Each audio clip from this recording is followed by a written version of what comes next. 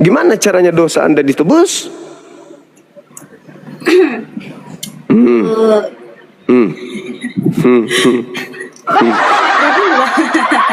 Ini serius.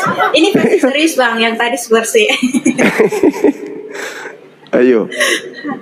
Ini sebenarnya ya kalau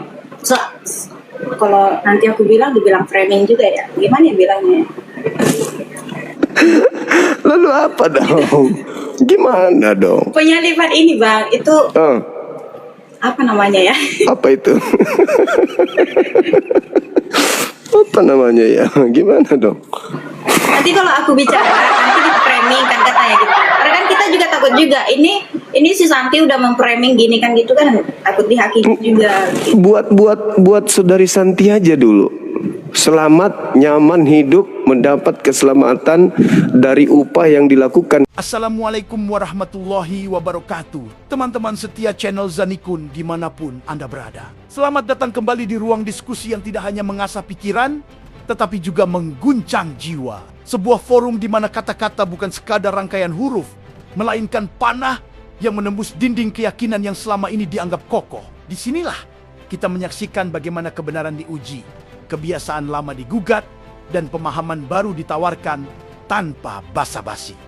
Malam ini, kita berhadapan dengan sebuah momen yang mungkin tidak akan pernah terlupakan. Di satu sisi, ada Bang Zuma, sosok yang sudah dikenal tajam, tenang, tapi mematikan dalam berargumentasi. Ia datang dengan ketenangan dan kecerdasan, serta keluasan ilmu. Namun setiap kata yang keluar dari mulutnya, bagaikan pukulan berlapis yang menghantam langsung ke pusat kesadaran lawan bicaranya. Di sisi lain, hadir seorang non-muslim bernama Santi, seorang yang selama ini begitu yakin dengan jalan hidupnya. Ia datang dengan penuh keyakinan, dengan keberanian untuk mempertahankan apa yang diyakininya selama bertahun-tahun. Santi percaya bahwa dirinya siap. Santi yakin bahwa segala argumen yang akan dilemparkan bisa ditangkis. Namun, apa yang terjadi selanjutnya adalah sesuatu yang jauh melampaui bayangan awalnya. Debat ini memang serius, tapi santai. Tetapi jangan salah, kesantaian di sini bukan berarti kelembutan tanpa daya. Santai hanya di permukaan, namun di dalamnya, aliran sungai argumentasi begitu deras, membawa arus logika, fakta, dan kebenaran yang sulit terbendung. Bang Zuma dengan gaya khasnya menyingkap satu demi satu kelemahan dari keyakinan lawan bicaranya. Dan di saat yang sama, ia menanamkan pemahaman baru yang sulit diabaikan begitu saja. Bayangkan teman-teman, ketika seseorang selama puluhan tahun hidup dengan sebuah keyakinan tertentu, merasa aman, merasa mantap, merasa tidak tergoyahkan. Tetapi hanya dalam satu pertemuan, dalam satu diskusi, lapisan-lapisan keyakinan itu mulai retak. Retakan kecil yang awalnya dianggap sepele, ternyata melebar, membesar, dan akhirnya membuat seluruh bangunan itu berguncang. Itulah yang dialami Santi. Setiap kali Bang Zuma mengemukakan sebuah poin, wajah Santi berubah. Dari percaya diri menjadi ragu. Dari ragu menjadi kaget. Dari kaget menjadi terdiam. Karena apa yang dihadapi bukan sekadar opini, bukan sekadar teori kosong, melainkan realitas yang selama ini terabaikan. Dan disinilah letak kekuatan debat ini. Ia tidak hanya berbicara kepada telinga, tetapi langsung menohok ke dalam hati. Teman-teman, mari kita jujur, banyak orang hidup hanya dengan warisan keyakinan. Mereka tidak pernah benar-benar menguji apa yang mereka anut. Mereka merasa nyaman karena lingkungan berkata demikian, keluarga berkata demikian, tradisi berkata demikian. Tetapi ketika tradisi itu dihadapkan pada logika yang murni, pada fakta yang tak terbantahkan, apa yang terjadi? Ya, guncangan besar. Sebuah gempa kesadaran yang tidak bisa dihindari. Santi yang selama ini percaya diri atas keyakinannya, kini dipaksa untuk melihat bahwa apa yang ia pegang ternyata penuh dengan pertanyaan yang tidak pernah ia jawab. Pertanyaan yang selama ini mungkin ia hindari. Pertanyaan yang selama ini ia tutup rapat dengan alasan itu sudah cukup. Tetapi Bang Zuma tidak membiarkan pintu itu tetap tertutup. Ia membukanya lebar-lebar, dan dari situlah cahaya masuk, menyilaukan pandangan lama, memberi perspektif baru. Inilah momen yang disebut titik balik. Saat keyakinan yang dianggap tak tergoyahkan, ternyata mulai goyah. Saat argumen yang selama ini dijadikan benteng ternyata rapuh dan mudah runtuh. Dan di saat itulah, Santi tidak lagi tampil sebagai seorang yang penuh percaya diri, melainkan sebagai seorang yang mulai bertanya, apakah selama ini aku benar? Debat ini teman-teman bukan sekadar adu kata. Ia adalah perjalanan batin. Ia adalah benturan keras antara kebiasaan dan kebenaran. Ia adalah pengingat bahwa tidak semua yang kita warisi layak dipertahankan. Dan tidak semua yang kita pegang layak disebut kebenaran. Kadang, keberanian terbesar bukanlah mempertahankan apa yang sudah ada, tetapi mengakui ketika kita salah dan menerima kebenaran walaupun itu pahit. Santi mungkin datang dengan senyum, tapi ia pulang dengan pikiran yang berkecamuk. Ia datang dengan rasa percaya diri, tapi ia pulang dengan dada yang bergemuruh. Ia datang dengan keyakinan, tapi ia pulang dengan tanda tanya besar. Inilah bukti bahwa ketika kebenaran berbicara, tidak ada benteng yang cukup kuat untuk menahannya. Tidak ada tameng yang cukup tebal untuk melindungi dari hantaman logika yang murni. Teman-teman sekalian, mari kita jadikan peristiwa ini sebagai pelajaran bahwa siapapun kita, jangan pernah merasa bahwa keyakinan kita kebal dari pertanyaan. Jangan pernah menutup diri dari diskusi. Karena bisa jadi, apa yang selama ini kita anggap kokoh hanyalah pasir yang rapuh di bawah pijakan. Dan ketika gelombang kebenaran datang, pasir itu akan tersapu, menyisakan ruang kosong yang menuntut diisi kembali. Debat serius tapi santai bersama Bang Zuma dan Santi. Hari ini adalah sebuah panggung di mana drama intelektual sekaligus spiritual dipertontonkan di depan mata kita. Sebuah drama nyata, bukan sandiwara. Sebuah guncangan besar yang tidak hanya dirasakan oleh mereka yang hadir, tetapi juga oleh kita yang menyaksikannya dari kejauhan. Maka bersiaplah, teman-teman, karena apa yang akan kita dengarkan sebentar lagi bukan sekadar perbincangan ringan. Ini adalah perjalanan menuju kesadaran baru. Ini adalah benturan yang akan membuat kita semua berpikir ulang, menggali ulang dan merenungkan ulang apa yang selama ini kita yakini. Apakah benar ataukah hanya kebiasaan tanpa dasar? Santi mungkin adalah simbol dari banyak orang di luar sana yang hidup dengan nyaman dalam keyakinannya tanpa pernah benar-benar menguji fondasi dari keyakinan itu. Tetapi ketika ia berani melangkah ke forum ini, ia tidak hanya menguji Bang Zuma, tetapi juga menguji dirinya sendiri. Dan hasilnya, sebuah goyangan besar yang mungkin menjadi awal dari perjalanan baru. Inilah inti dari debat ini. Teman-teman, bukan untuk menjatuhkan, bukan untuk mempermalukan, tetapi untuk mengguncang, membuka mata, dan mengajak setiap dari kita untuk berani menghadapi pertanyaan paling mendasar dalam hidup. Apakah kita benar-benar berada di jalan yang benar? Dan malam ini, di channel ini, kita akan menyaksikan jawaban itu perlahan terungkap. Jadi bersiaplah, tegakkan hati, bukalah pikiran. Karena apa yang akan terjadi sebentar lagi, bisa jadi adalah guncangan yang akan mengubah cara kita melihat dunia selamanya.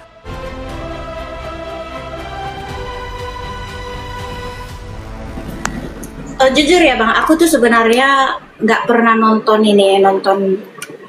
apanya Abang, channelnya Abang, benar-benar nggak pernah nonton. Tapi kita tepingan gitu. Aku cuma lihat VT-VT-nya aja, VT-VT orang lewat di beranda gitu. Jadi kan kita DM-an lah tuh, DM-an. Baru ini aku tertarik nih, aku pengen naik lah. Terus aku bilang, aku tuh cariin Bang Zuma di sana. Terus Bang Zuma bilang, ada apa Uti gitu. Dulunya dipanggil Uti. Iya. Dipanggil pisang berarti. Masa kayak gitu sih? Sekarang dipanggilnya Dinda Santi. Enggak bilang Dinda sayang, enggak? Dinda Santi kan itu awalnya Bang, itu masih permulaan. Oh gitu, nanti lama-lama Pak Pipo. Oke, gimana? Kita mau bahas ini atau gimana? Eksekutor salib, pahlawan atau penjahat? Ya terserah aja Bang, aku ngikut aja soalnya aku belum pernah ikut channel ini juga. Oh ya udah, coba terangkan bagi adek ini penyalib Yesus itu pahlawan atau penjahat? Itu penyalib Yesus ya, berarti pelaku-pelakunya itu ya? Itu orang-orang yang nggak percaya Yesus sih, nggak percaya. Artinya mereka ini pahlawan atau penjahat? Pahlawan sih enggak sih, penjahat nggak bisa jadi. Kalau menurut aku ya Penjahat. Menurut aku lah. Berarti penjahat. Menurut yang lain. Berarti penjahat menghadiahkan penebusan dosa dengan mempersembahkan Yesus di salib. Menghadiahkan enggak? Jadi gimana dong? Mana yang betul? Kan kalau tanpa mereka Yesus tidak disalib, tanpa mereka Yesus tidak disalib, tanpa Yesus disalib, ya saudari Santi ini tidak selamat. Gimana ya bilangnya ya? Tanpa penyaliban tidak ada keselamatan. Keselamatan. Iya. Iya, betul sekali, memang kalau itu memang betul sekali. Karena kan penyaliban ini terjadi juga untuk menyelamatkan umat manusia ya. Berarti pelaku penyaliban ini pahlawan. Bukan pahlawan. Jadi apa dong namanya? Kan dia yang menghadiahkan keselamatan dengan menjadikan Yesus itu sebagai korban di atas salib. Di sana tidak ada pahlawan. Masa sih penjahat dibilang pahlawan sih? Lah, faktanya sesuatu itu dikatakan pahlawan atau penjahat, kita lihat hasilnya dan manfaatnya. Kalau dia bermanfaat bagi manusia, maka pelakunya itu adalah pahlawan. Kalau tidak bermanfaat tapi merugikan, berarti dia itu penjahat. Sekarang pertanyaan saya, penyaliban itu menguntungkan atau merugikan bagi Kristen? Ya penyaliban itu keuntungan. Berarti pahlawan. Karena kan yang disebut itu kan pahlawan. Bukan disebut mereka itu adalah pahlawan. Iya, karena gimana dong ceritanya? Anda mendapatkan keuntungan dengan cara penyaliban. Keuntungannya kan keselamatan dari Yesus kan, bukan dari pahlawan itu. Ya, tapi kalau tanpa mereka kemudian melakukan eksekusi mati terhadap Yesus disalib, gimana caranya dosa Anda ditebus?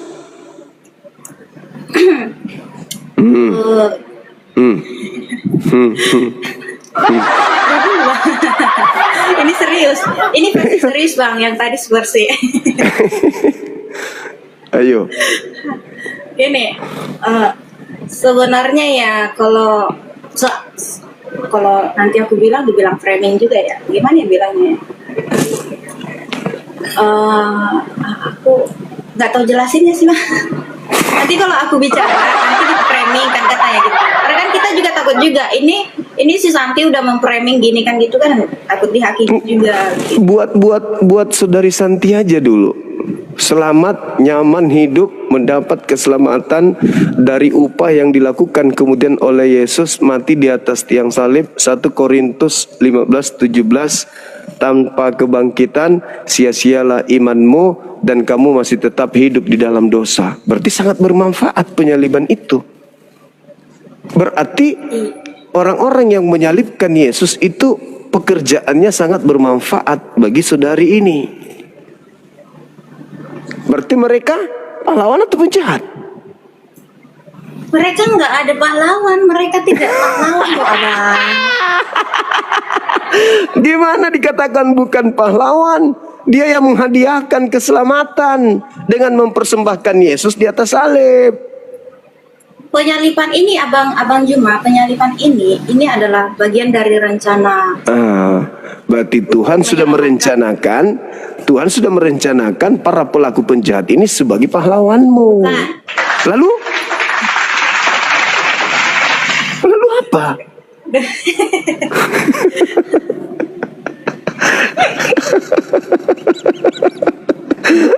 Lalu apa dong? Gimana dong? Penyaliban ini Bang, itu apa namanya ya? Apa itu? Apa namanya ya? Gimana dong? Gimana? Ini pemenuhan nubuatan dari perjanjian lama itu tadi. Ya, ya udah, berarti penjahat ini dinubuatkan menjadi pahlawan untuk ada ini.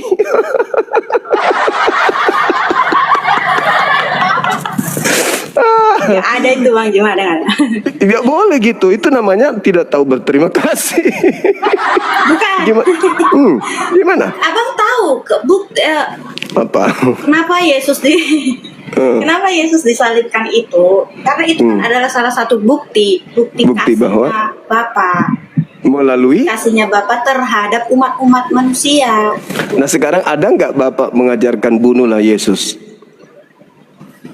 Ya enggak. Nah, yang mau Yesus dibunuh siapa? Ya itu Penjahat. tadi kan Penjahat. sudah bagian dari rencananya Bapak itu.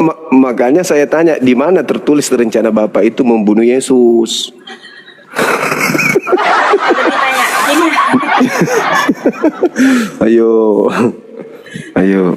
kalau ditanya seperti ini ya, di mana tertulis gini ya, jujur ya Bang, aku juga nggak ngerti lah di mana tertulis ya. Tapi yang sepengetahuan saya, yang dari dulunya saya ini adalah seorang Kristen yang mengikut-ikut ajaran Kristen ya kan. Iya, ikut-ikutan maksudnya. Iyalah. Pokoknya yang namanya seorang Kristen ya mengikuti ajaran Kristen kan. Iya, ajaran orang tua. Iya dong. Iyalah, ajaran siapa lagi? Coba lah, ajaran siapa lagi? Nah sekarang pertanyaan kita kedua, lanjutan materi pendidikan kita malam ini. Oke, boleh. Iya, yang menginginkan penyaliban itu siapa? Iblis atau Tuhan? Penyaliban itu, yang menginginkan penyaliban itu nggak ada. Apa ya? Gini, Masa sih? yang menginginkan itu kan penyaliban. Nubuatan lagi, fitnah lagi Tuhan, itu sudah nubuatan. Minta dalil nggak ada. Bukan. Gini loh Bang, tadi kan aku sudah bilang itu kan pengetahuan aku dari tadinya aku belajar. Kenapa sih Bang? Habis lu. Makanya abang dijaga, itu aja makanan aja nggak bisa dijaga, apalagi Santi, aduh. Kan konsentrasi lihat YouTube. Ayo. Yang menginginkan penyaliban iblis atau Tuhan? Yang menginginkan penyaliban itu siapa ya? Ayo. Menurut abang siapa? Iblis lah. Di Yohanes 8 nomor 37 sampai nomor 44, ketika orang-orang itu datang ingin membunuh Yesus, apa kata Yesus? Iblislah yang menjadi bapakmu sampai kau ingin membunuhku. Berarti bapak iblis yang mau membunuh Yesus. Ayo. Bukan, itu kan Yesus kan berkata sama siapa gitu? Sama orang-orang yang ingin membunuhnya. Iya, sama mereka kan. Berarti mereka itu tidak mempercayai Yesus itu, tidak mempercayai Tuhan. Karena itulah sampai mereka ingin membunuh. Dan setelah mereka ingin membunuhnya, Yesus mengatakan, kamu ingin membunuhku karena kamu tidak memperoleh firman di dalam dirimu. Iblislah yang menjadi bapakmu. Iblislah yang menjadi bapakmu. Sebelumnya itu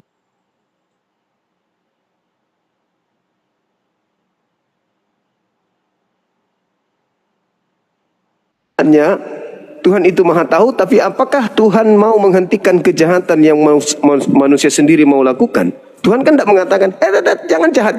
Enggak. Iya kan? Enggak, iya benar. Karena kan karena itu tujuan penyaliban itu adalah untuk keselamatan manusia. Itu ngarang lagi. Di mana Tuhan ingin menyelamatkan manusia dengan cara membunuh orang benar? Gini Bang, sebelum ada penyaliban Yesus itu, manusia itu kan sudah berdosa tuh. Ini fitnah lagi nih. Di mana Anda dapatkan itu? Di mana Anda dapatkan ilmu dari? Aku ngomong dulu Bang. Nanti kan kalau dari orang tua lagi yang ngajarin. Dengar dulu Bang Juma. Iya, saya dengar. Jangan seperti aku. Maaf banget ya Bang. Jangan seperti Bang Rasid yang ngomongnya itu yang kita nggak dikasih ngomong gitu Bang. Iya, kalau saya kasih ngomong. Ya, aku ini baru pertama kali naik ke room ini, terus aku juga baru pertama kali nonton ya Bang ya. Tapi jujur ya Dek, ini baru pertama kali. Saya bilang samamu, kalau kau pakai hijab jilbab gitu kau cantik, serius. Oh, ada fotonya, mau aku liatin Bang? Nggak usah. Nggak usah. Ya sudah, lanjut. Aku sudah pernah jadi Islam Bang. Iya. Udah, nggak apa-apa, nggak usah kita bahas itu masa lalu. Tapi tidak ada yang membawaku, tidak ada yang menuntunku, bahkan tidak ada yang membimbingku. Aku sendiri yang pergi ke sana. Ya udah, kalau gitu tiap malam aja nek kau kesini bertanya sedetail mungkin. Ya. Nah sekarang kita tuntaskan dulu materi malam ini. Oke, boleh. Ya. Jadi yang menginginkan kematian terhadap Yesus itu iblis atau Tuhan? Nggak tahu lah aku bang. Kalau Tuhan di dalam Keluaran 23 nomor 7 nomor 8, jangan kau membunuh orang yang benar. Yesus orang benar nggak? Orang suci. Nah, boleh nggak dibunuh menurut Tuhan? Tapi itu kan kalau Mulai, kan memang mulai. Bukan, aku belum ngomong, udah mulai. Enggak, masalahnya firman Tuhan yang dilawan. Firman Tuhannya, jangan kau membunuh orang yang benar, jangan kau membunuh orang yang tidak bersalah. Yesus ini orang benar, Yesus ini orang tidak bersalah. Boleh nggak dibunuh menurut Tuhan? Di mana ya bang? Selain Yesus itu tidak ada orang yang benar. Nah, boleh nggak dibunuh? Justru karena itu. Kenapa Yesus turun ke dunia? Kenapa Nenekmu lagi yang ngajarin itu. Itu kan? ajaran nenekmu lagi. Tolong dong, aku belum ngomong loh, jangan langsung dipotong. Iya, maksudku Tolong, itu. Abang ini seorang ustadz kah? Iya, saya bilang nenekmu lagi yang Ini ngajarin loh, kan. Karena itu nggak seorang ada, ustadz nggak ada itu di Bible. Kasih kesempatan kepada lawannya untuk berbicara gitu. Iya, Bijak silakan. loh, Bang. Harus Iya, bijak gitu. Iya, Harus silakan. terima argumen. Monggo, masalahnya gitu, monggo Bang. Mas, monggo. Ah, silakan. Aku baru masih mulai ngomong, abangnya udah potong gitu. Ya, aku Nggak cuman enak bilang gitu pasti bicara. neneknya lagi yang ngajarin. Lanjut. Tapi nggak enak seperti itu. Coba kalau Iya, abang sip. ngomong aku potong-potong terus gitu kan, abang juga nggak enak. Oke, silakan. Silakan. Boleh nggak membunuh orang yang benar menurut Tuhan? Itu pertanyaan kita. Nggak boleh. Nggak boleh. Berarti Yesus Dan nggak boleh. ada. Dengar. Berarti Yesus, Nggak ada, selain Yesus tidak ada orang benar di dunia. Paulus dong. Filipi 3, Gimana? Paulus mengatakan aku tidak bercacat. Ayo. Kan dari manusia berdosa dulu. Tapi dia ngaku aku tidak bercacat. Yang suci itu Yesus. hanya Tuhan Yesus. Nah, terus kenapa dibunuh kalau gitu? Itu adalah bukti kasih Bapa. Lah, di mana Bapak mengajarkan bunuhlah orang benar? Bukan, memang betul. Tapi itu sudah bagian dari rencana Bapak itu. Iya, Karena kalau rencana. Kenapa? Karena ada. Kenapa Yesus diturunkan gitu ke dunia? Karena Kalau- kan itu adalah satu pengorbanan.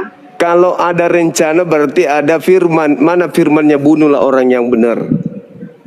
Nggak ada, Abang. Ya nggak ada, berarti itulah aku Makanya bilang pasti gini, mamanya Bang. lagi yang ngajarin ini.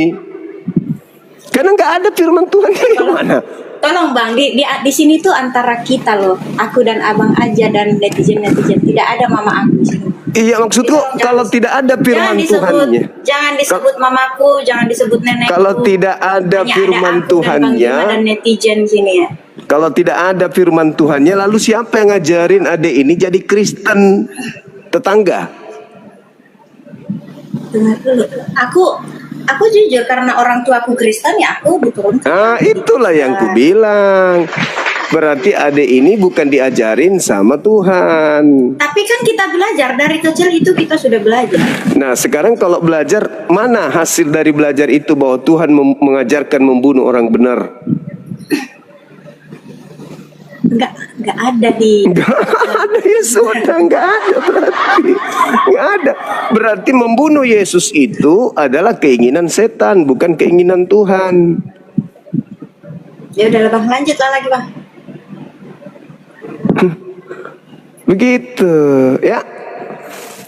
Gimana? Besok kita lanjut? Besok lagi ya? Besok lagi aku naik ya Bang. Iya, silakan.